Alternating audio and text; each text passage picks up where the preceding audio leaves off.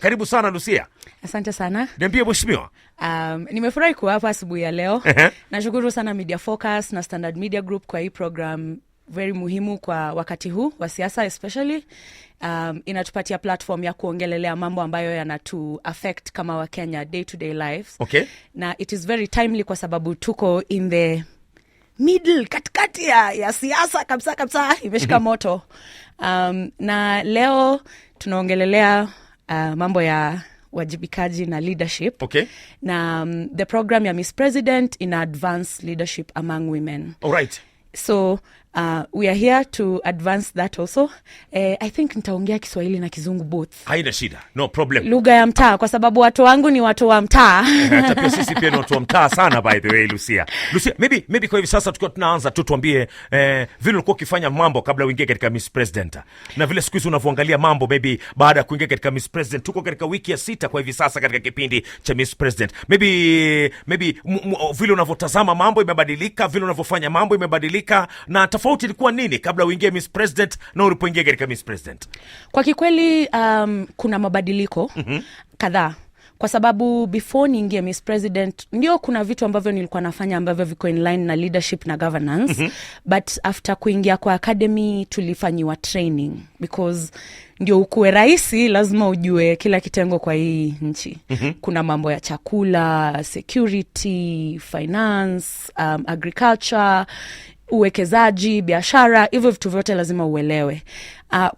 Kwa mtazamo wangu sana nilikuwa naangalia leadership from a point of uwajibikaji, kutumia resources, public participation, kama mwananchi yako involved kwa decision making. Kama parliamentarians wetu, wanasheria wetu wanaenda kwa bunge kuturepresent kwa sababu hiyo ndio kazi tumewatuma kufanya.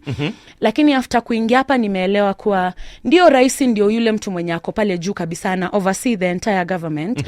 But kuna watu wenye amedelegate hizi duties to, cause wewe kama rais huwezi fanya kila kitu peke yako. So before that I used to do videos, small viral videos za calling accountability especially to our president. And I think that is why najulikana sana katika mitandao. It's that seeking accountability from leadership. And nilikuwa naeka lawama mingi sana kwake rais kwa sababu yeye ni kama baba. Kitu ikienda vibaya kwa nyumba yako ni nani analaumiwa? Wewe kama mwanaume, si ndio? Ama mama, ndio. So nilikuwa naeka lawama mingi sana kwake, lakini after kuingia kwa academy na go through your training nimekuja ku understand that kuna vitu ambavyo vinaweza fanyika bila yeye kujua necessarily. Kwa sababu kuna mtu mwenye ako in charge of hicho kitu. Na unless ifike place ya crisis, most of the time president akuangia amejua. Okay. Akuangia amepelekwa na rada. Okay. Kwa sababu pia I think mwenye ako in charge of hiyo akimwambia anaogopa ile kupashwa. Nilikupea hii, nilifikiria uko competent, mbona hujaeza, vitu kama hizo. Alright. Kwa hivi sasa mmebakia 10 peke yake. Mwanake tukianza Miss President mlikuwa around 52 pale katika academy. Right now ni wiki ya 6 na mko 10 peke yake. So umesurvive kuanzia 52 paka uko katika the top 10? Unfortunately no. What is the secret? What is the secret? And this shows me you don't watch the show. Kwa sababu ungeona nilienda nyumbani ile wiki nyingine. Yeah. There is no secret. Ikipindi ya Miss President they walienda around the entire country. Wakapick very strong women, the best in each county. So venye tulikuja tukapatana hapa tuko watu 52, hakukuwa na mtu ati alikuwa anasikia ni kama yeye sio ule msee. Si wote tulikuwa tunajua mimi ndio ule msee. Ndio. But it's also a game of chances. Maybe on a certain day unaamka on the wrong side of the bed and someone woke up on the right side of the bed and you just get to go home and they get to stay. It doesn't mean ati uko less ama unajua vitu less kumshinda, because all of us are strong. Trust me, wanawake pale mtu wangu akili tupu, brains. And it's very strong personalities. Ni watu wanajielewa, wanajijua, wako na kazi zao kwa communities zao, wanafanya vitu ziko very impactful. Okay. Ukikaa nao wanawake wote 52 usikie zile vitu wanafanya, utaenda nyumbani ujiulize maswali kadhaa. All right. Kuna mtu maybe akiangalia Miss President anafikiri maybe it's all about ni show ambao mostly maybe ni maswala kisiasa na kadhalika. Do you feel like that? Do you Hapana. feel like that maybe katika Miss President kwamba Hapana. maybe maanake watu wengi wanaona kwa hivyo kwa sababu tunajaribu kuangalia ni mwanamke gani ambaye atakuwa shujaa zaidi, mwanamke gani ambaye atakuwa ngangari zaidi, yule ambaye atakuwa shupavu zaidi, ni nani ambaye atachukua hii title ya Miss President? Maybe watu wengi maybe wanaiona maybe it's more of politics. Wewe unaweza kusema namna gani? I would say see more of politics. Ni more of empowerment, especially kwa wanawake, kwa sababu in leadership spaces, not necessarily politics, hata kwa private sector management positions, most of them zinakuanga occupied by wanaume. So the main point ya hii program ni kuonyesha watu kwa kuwa wanawake pia wako na capacity ya kukua viongozi. Si ati tu ni kazi za nyumbani ama hizi smaller positions. Tuko na capacity ya kukua viongozi, tuko na capacity ya kukua CEOs, tuko na capacity ya kukua presidents, tuko na capacity ya kulead in any position yenye ina come to this. Lakini kitu moja ambacho ningetaka kusema pia, and this is a caution to all Kenyans, we separate politics from our life. Lakini leo bei ya unga ni bei ya unga kwa sababu ya siasa ndio. So politics rules everything. Wale watu ambao tunaenda kuchagua next week on Tuesday, they are the people who will determine the quality of our lives. Okay. Watadetermine tunanua unga pesa ngapi, watadetermine tunalipa ushuru kiasi gani, watadetermine mtoto wako utakuwa na school fees ya kupeleka mtoto wako shule, wewe mtoto wako atasoma system gani. So hatuwezi sema ati si about politics, kwa sababu politics iko involved kwa maisha yetu yote on a day to day basis. Politics iko involved whether you realize it or not. Okay, wale wengi ambao wamekuja hapa kama Miss President unakuta kwamba they are employed. Kuna wengine wako employed katika county, ni kwa na mmoja ambaye iko employed katika county ya Kwale county pale. Ushaona kuna mwingine ambao pia hapa hivi ambao pia anafanya kazi na ni law firms na kadhalika. Are you also employed? No, I'm not. I'm self-employed. Niko na organization yangu inaitwa the Umma Action. Ndio. Umma is the Swahili word for public. Ndio. So, Umma ni public, ndio. Yes, Umma ni public. So the Umma Action inashughulikia mambo ya civic engagement na education katika mitandao, kwa sababu a lot of young people now tuna spend time yetu mob sana kwa screen, some Social sort media. of screen. Ndio. It's either your laptop, your phone, a tablet, something, just TV, smart TVs nowadays. So atuko sana kwa mainstream media, vile radio station, and podcasts zimewa challenge pale sana. Na pia mina host podcast, it goes by the same name, the Umma Action podcast, na tunaongelelea sana katiba. So tunajaribu ku break down katiba into a simple language that young people and ordinary Kenyans wanaweza elewa, kwa sababu kuna wale ukiwapatia hii katiba afungue atakwambia hiyo ni kizungu mingi sana. Okay. So nikienda pale mtaani nianze kusomea msee nimwambie unajua hapo article 17 inasema person acquires citizenship, hata niangalia kwa like msee kwanza unasema nini. So lazima nikae na yeye nimweleze in a way that anaweza elewa. Nimwambie by the fact that ulizaliwa hapa Kenya na parents wako wote ni wa Kenya inamaanisha wewe ni citizen wa Kenya. Okay. So that wewe ni citizen wa Kenya, kila kitu yenye katiba inasema ni right yako. Okay.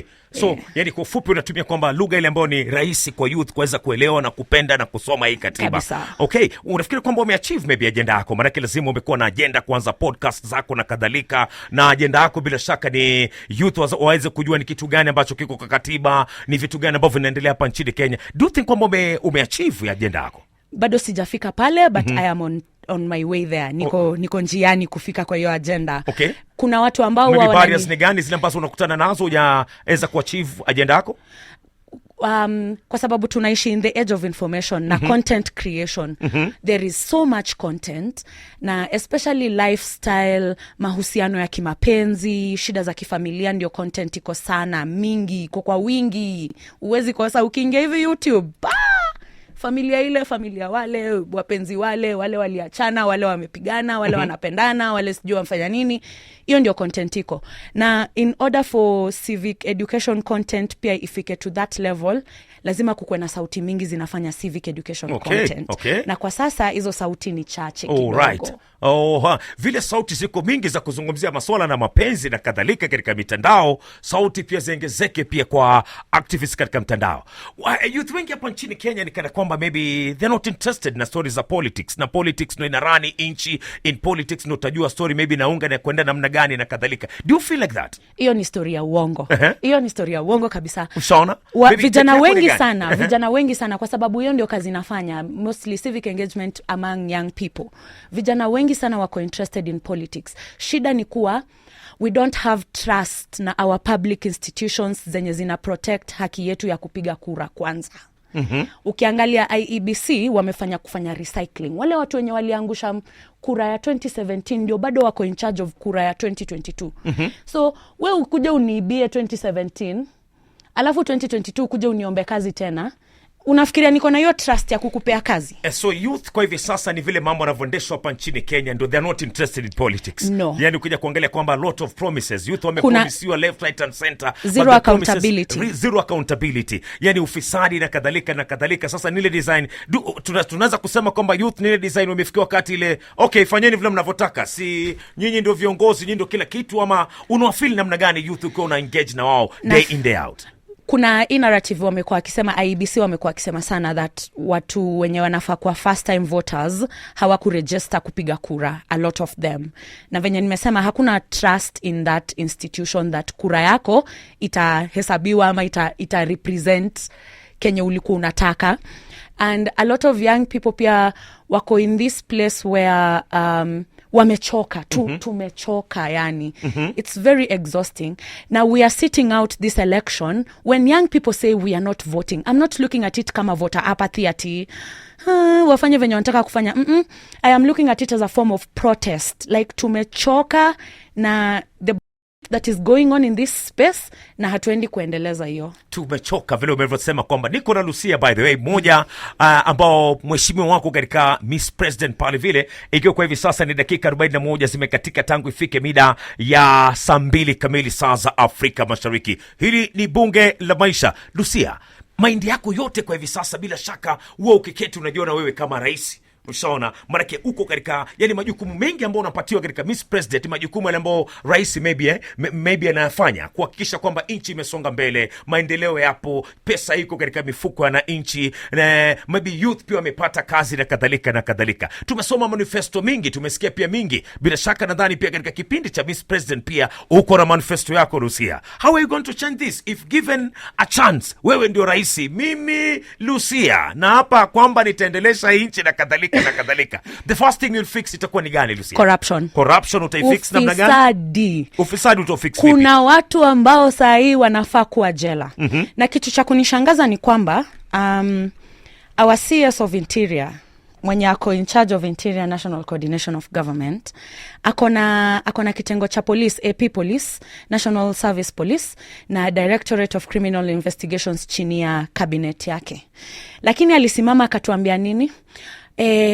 Tusipopiga kura vizuri tutaelect 40% of wezi na wakora, criminals, wash people. And I am wondering, kama unajua kuna wakora, mbona wewe kama cabinet secretary of Interior and National Coordination of Government, why are you allowing criminals to walk around? It means haufanyi kazi yako. Tunataksiwa very heavily kukulipa mshahara kwa kazi ambayo haufanyi.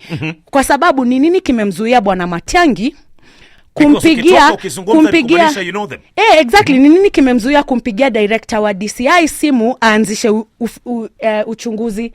Alafu after uchunguzi umekamilika, he can call the DPP, he can call the Inspector General to initiate a prosecution. What has stopped Fred Matiang'i from investigating these criminals that are walking around and vying? So hapo ndio mahali pa kwanza, hiyo ndio kitu kwanza kila Mkenya anafaa kuwa anamuuliza. Hiyo ndio kazi yako na haufanyi kazi yako. Anatumai ule mtu mwenye atakuwa rais atakuwa na wisdom ya kupick a better cabinet secretary in charge of Interior, ndio in 2027 tena tusiambiwe criminals are walking around vying and bribing voters. Why haven't you arrested them, Mr. Matiang'i? What are you waiting for? She's called Lucia. I tell you, ungeifanya namna gani? Nataka ndio nakwambia kwanza sasa ufisadi kwanza. Kwa hivyo umesema kwamba utafuta kazi maybe wale watu ambao si tu kuwafuta kazi. I will recover that money and I will put them in jail because our prison systems are bad and those are the people who are used to privilege. So wakiwa huko ndani, they will reform those prison systems. Okay. Our prison systems need reforms and they need very long jail terms so that they can sit with their thoughts na wafikirie hizo vitu zote walifanya, but hiyo pesa tutakuwa tusharudisha kwa serikali, kwa sababu Raisi alikaa kwa radio station, sikumbuki ni gani, akatuambia tunapoteza bilioni ngapi kila siku kila siku. Ukifanya hiyo 2 billion times 365, we are losing about 700 billion a year. Inasemekana kwamba pia sisi mwananchi Mwashumbe, Lucia, Frank ambaye yuko hapa pia tunachangia katika ufisadi. Manake umeshikwa kwa mfano, badala uache sheria ichukue mkondo wake, wewe maybe unataka upatiane mlungula na kadhalika na kadhalika. So hawa wananchi utabadilisha vipi dhana zao, Lucia, kuhakikisha kwamba hawashiriki, hawachangii katika ufisadi? Shida ni maadili.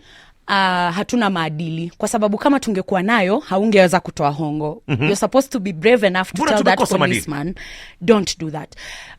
Siwezi kupinpoint ati reason mbona tumekosa maadili. Naweza sema ni tabu, ni kukosa, ni hivyo ndio tumepata kukiendelea, kwa hivyo tunaendeleza. So at some point lazima to break your cycle. Okay. Lakini as I said, it's important ku arrest wa watu ndio awe mfano kwa mtu mwingine. Wanasema ukiwa China unaweza enda shopping, ufanye shopping yako, uiweke pale kwa barabara, uende upige sherehe, alafu urudi uipate. Kwa nini? Mwizi anajua kishikwa kile kichapo kinakuja, hata isahau kwa maisha yake, atakatwa hadi mkono.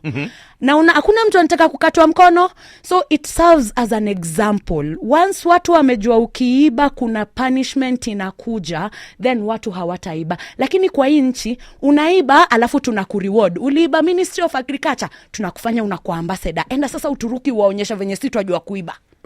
Vile ninavyosoma Lucia, ni kana kwamba pia maybe umeona kuna dosari pia katika sheria zetu za kudili maybe na mambo na ufisadi na wizi na kadhalika. Wewe ni expert katika masuala ya katiba, unafundisha watu katiba katika mtandao na kadhalika na kadhalika. Do you think kwamba the sheria is enough kukabiliana na ufisadi hapa nchini Kenya? Sheria is enough. Nitakwambia what we lack is the political goodwill.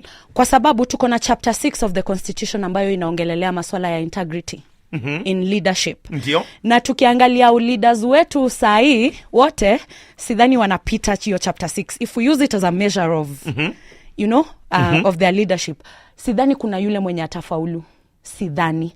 Na unaona hapo ndio mali shida iko. Au ndio watu wenye wametenda hayo maovu lakini bado wako in the positions of wanafaa kurekebisha hiyo fault. So yeye mwenyewe haezi jiarrest. Kwa hivyo hiyo chapter 6 imekuwa ignored, ni kama it doesn't exist. Katika hiyo chapter 6 ambayo naizungumzia Lucia kwa hivi sasa, kuna watu ambao wako na kesi, kuna viongozi ambao watakuwa kienda debeni tarehe 9 mwezi huu wa 8, na bado wako na kesi zile ambazo ni kuhusiana na chapter 6, integrity, maadili na kadhalika na kadhalika. Do you think maybe we need to kufanya interpretation ya hii chapter 6 watu waelewe, ama do you think at what point Lucia atambua kwamba by the way ulikiuka chapter 6 integrity na maadili?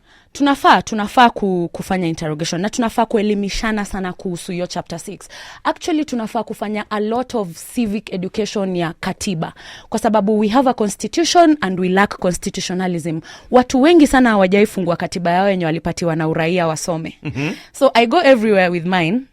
And I teach people how to interpret this constitution. Na ni very important that watu wa understand chapter 6 inasema nini, kwa sababu kama tungekuwa tunaelewa chapter 6 inasema nini, ile decision tulimake in 2013 watu wakiwa na kesi international court, hatunge make the same decision, because that brings in the problem of integrity in the first place. If you've been accused of something, you have to be acquitted first before to kuconsider wewe kama kiongozi. Okay. Unafanya kazi sana katika digital spaces ama vipi? Kila siku I'm very sure.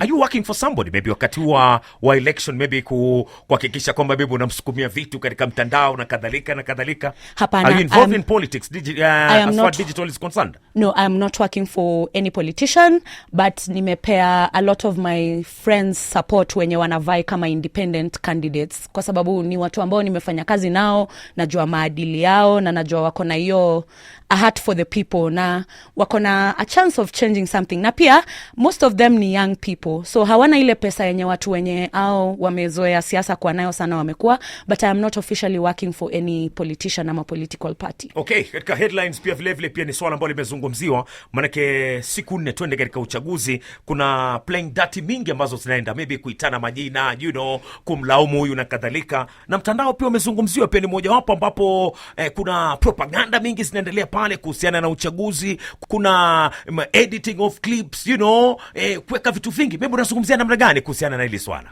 So mtandao ni a good platform ya kuinform people kwa sababu it breaks the barriers za ranks.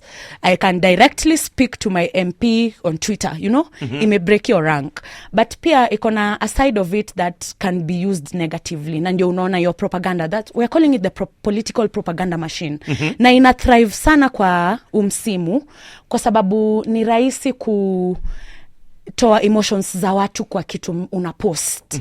So it becomes very easy. Na ikifika hapo ndio mimi wanasema mashirika yasiyo ya kiserikali yamefail katika hiyo nini, because we've allowed the political propaganda machine to thrive without countering those narratives. Na it is the job of civil society to counter hizo narratives. And right now kuna wale wenye wanafanya vitu, nimeona kuna fumbua ukweli, so you're verifying information. Bina anafanya a great job with Badili Africa kudeal na malinformation, disinformation and misinformation. Pia Nerima wako wa Siasa Place, just to mention a few. Amnesty Kenya pia najua kuna kitu wanafanya concerning that.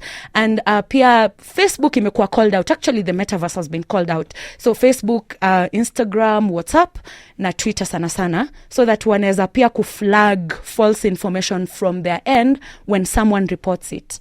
But unajua pia sasa watu wengi hawajui, if I post a link na haujui kuverify kama hiyo site ni ya ukweli ama si ya ukweli, it becomes a problem. So kuna pia hizo training ambazo zinaendelea za kuonyesha watu jinsi ya kuflag off information yenye ni ya ukweli na ile yenye ni ya uongo. Alright. Lucia, kwa hivi sasa IBC katika ile kuulizwa kama utaarifu vile umejitayarisha, umejiandaa kufanya uchaguzi wa tarehe 9 mwezi wa 8, kuna maswali mengi ambayo yalibuliwa, ambapo kuna swali ambalo lilizungumziwa zaidi kwamba kuna vituo vingi, ilikuwa inazungumziwa takriban kama 1000 hivi, kwamba havitaweza kupeperusha matokeo yao ikitumia maybe mfumo wa 3G ama 4G, ambao ni swala kwa hivi sasa wameweza kulizungumzia na kujaribu kurekebisha. Wewe kama mtu ambao unatumia mitandao sana, ndio katika digital space sana, how do you feel ukisikia swali kama hivyo katika hii karne, hii inchi, mambo kuna sehemu zile ambazo hatuwezi kureceive vitu kama 3G ama 4G, na tunasema kwamba shughuli ziko katika mtandao, youth wanafaa access mtandao zaidi, manake biashara iko katika mtandao. How do you feel ukisikia swala kama hilo? Na wewe vile pia kama Miss President kwa hivi sasa, maybe what is your proposal kuhakikisha kwamba maybe tunaweza kutatua hili swala? So tuanzie hapa kwanza. Ni jambo la kushangaza sana because uchaguzi si emergency. Hatukudiscuss jana tukadecide sasa kesho tunaenda kufanya uchaguzi. Exactly. Ni kitu iko prescribed hadi down to the day itself. It kwa is in the constitution. Yes, yeah. So hata sahi 2027 tunaweza angalia tujue ni tarehe gani tutaenda kupiga kura 2027. Na ni jambo la kushangaza kwa sababu mbona in this 5 years IEBC hawajafanya mikakati ya increase infrastructures to those 1000 polling stations, Ni kama ni bebe mimba miezi 9 alafu ifike wakati wa kuzani kwambie Mwashumbe, unajua sasa sina pesa ya kwenda maternity nini, sijajipanga, sina nguo za watoto. Nimekuwa na miezi 9 ya kufikiria hiyo mimba, it doesn't make sense. Wakati serikali iliingia, watoto walipromisiwa nini? Laptops. Ndio. Hizo laptops zilikuwa zinafazije na hiyo infrastructure. 10 years have gone. Kuna mahali hata bado stima sijaona. Miacha nikwambie, nyumbani nikienda nyumbani kwa village mahali mzazi wangu yuko, kunipigia simu unipati. Mimi ni mteja. So I am not even shocked. Lakini pia IEBC should have pushed for the right infrastructure. Serikali ingeweka mikakati between the government and private sector for investment in that infrastructure. Najua hiyo infrastructure si cheap. It's not something ati utasema ni leo na kesho. Lazima kuwe na resources, lazima kuwe na pesa ya kuweka hiyo infrastructure. But kuna investments huku nje. Na kitu cha kushangaza ni kwamba we have shrunk the entrepreneurial space so much that hata our investors hawataki kuja hapa tena, kwa sababu lazima tax iko juu, production iko juu, bei ya stima iko juu, alafu juu ya hiyo yote ongezea pia pesa ya ufisadi. Nani anataka kuja kufanya biashara in such an environment? You will make losses. Na hakuna mwana biashara mwenye anataka ku make losses. So if I was to be president, ninge make sure kuna an economic policy that allows for investments to come in, because also as a government we don't have money for that. Hatuwezi sema tuko na pesa kwa serikali sasa tunaenda kuweka boosters na fiber 4G huko Shimalavandu village. No. But if you get people to invest in it, it's achievable. Na 5 years, to be honest, is a very good time span to plan. Okay. Katika swala pia la chakula, ukosefu wa chakula hapa nchini Kenya, ni swala ambalo sio ati limetokea sahi, ni swala limekuwa miaka na mikaka, lakini kwa hivi sasa ndio swala linazungumziwa. Nikana kwamba Wakenya hawajaikumbwa na janga la njaa, nikana kwamba pia hatujaona mifugo ikifariki hapa hivi. Kwa tangu niwe mtoto mdogo nasikia tu watu wanapatiwa chakula cha msaada, maragu yatakuja kule vijijini, mahindi yatakuja kule vijijini, mafuta yatakuja vile kule vijijini. Nakumbuka takuna kati alikuja paka mahindi ya Aiyela na kadhalika. So it is not a today problem, it is a problem ambayo imekuwa, we can say even 30, 40 years, 50 years kumekuwa na shida. Actually tangu tu independence. Shida kwanza independence kumekuwa na shida ya chakula. Tell me how, Lucia, how can we solve this problem? One, let's deal with corruption. Kuna kitu ilikuwa inaitwa project ilikuwa inaitwa Galana Kulalu. Sijui kama unaifahamu. Yeah, I know Galana Kulalu. Galana Kulalu will fail because of corruption. Whereby Galana Kulalu would have been giving us around 10,000 or more. I think 10,000 bags of maize or more. I can't remember the correct figures, but ilikuwa plan ya ku make sure that tuko na food security. Ufisadi imeangusha hiyo, na ufisadi inaangusha vitu mingi sana katika nchi. Hata ile mchango yenye watu huwa wanatoa, mchango ya kwenda kusaidia watu wenye wamekutwa na hiyo njaa, bado kuna mtu ataiba hiyo pesa. So to deal na ufisadi kwanza, kwa sababu Mwashumbe si ati hatuna institutions za ku deal with this situation. Tuko na a Ministry of Water and Irrigation. Under the Ministry of Water and Irrigation tuko na a department that deals with conservation of water. Leo tunakufa floods, kesho tunakufa njaa. Iyo department ya kuconserve water inafanya nini kuconserve water? Hakuna. Because you are not conserving the excess rain tunapata, ndio tuitumie wakati hatuna hiyo mvua. So Lucia anasema kwamba akiweza kuchaguliwa kuwa rais katika nchi, kitu cha kwanza ambaye atafanya, na cha pili ambacho atafanya, na cha tatu ambacho atafanya ni kuhakikisha kwamba amemalizana na ufisadi. Kabisa, kwa sababu nikideal na ufisadi, then hizo resources zinaenda kufanya kazi yenye inafaa kufanya. Na as a president, mimi naweza tuambia Wakenya nataka vitu 3. Nataka wapate elimu ya kutosha, wawe na afya njema, na wawe na chakula kwa meza zao. Because if you are well fed, you're well educated and you're healthy, you are able to build your nation. Thank you very much, Lucia. Asante sana. Maybe sekunde 5 hivi unamalizia namna gani? Naomba muende mnifollow pale YouTube, The Uma Action Podcast. I also have a fundraiser going on. Tafadhali kama uko na shilingi 100 ya kuspare, mchanga number iko on my Twitter na iko pia on the YouTube channel. Please follow so that we can expand digital civic engagement space, because information is power, knowledge is power, and the more we know, the better it is for us. Itatusaidia ku make informed decisions, itatusaidia kuchagua the correct leaders. Asante sana. Maybe are you planning 2027 to go for a political seat? Yes, actually yes. Okay. Yeah. Which one? Senator Nairobi County. All right. All the best. Thank you. Katika safari yako pia ya siasa 2017. Asante sana.